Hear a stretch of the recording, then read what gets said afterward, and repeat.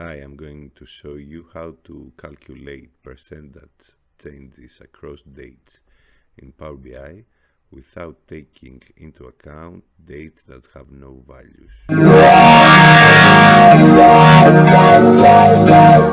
And while this might look simple as a report, it's actually a little bit intricate, so it might be of interest to go through a way to approach this kind of problems. So a client the other day requested for a set of reports showing, among other things, the number of items per day, as well as the percentage change of those items as compared to the previous date.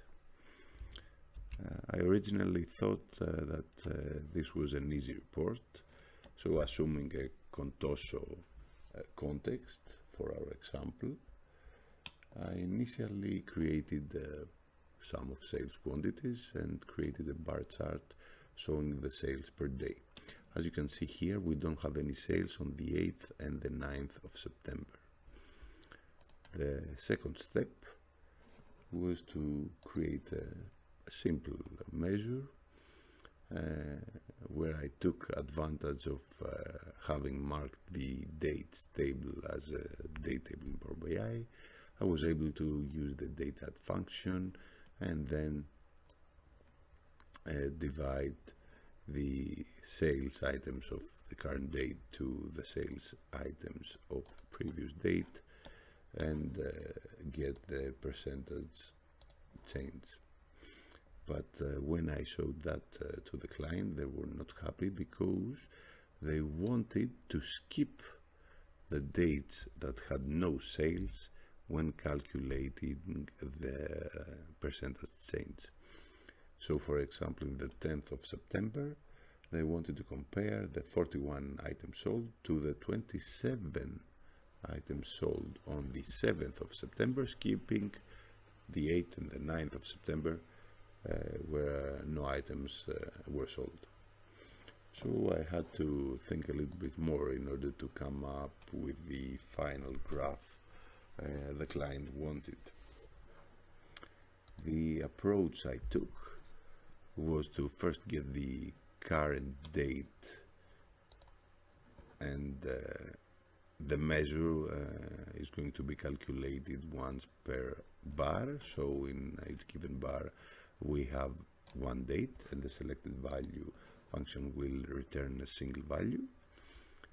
Then extend the dates table, adding an extra column showing the sum of sales for each date, and use that table in order to calculate the item sold on the current date.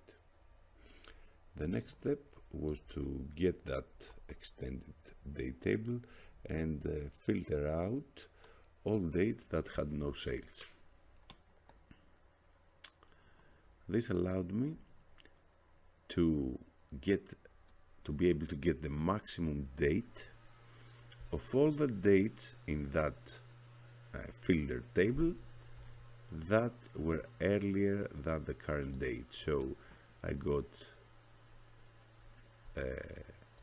the dates table, added the sales per date, then kept only the dates that had sales, then as a second step keep only the dates that had sales and were earlier than the current date, and then get the maximum of those dates.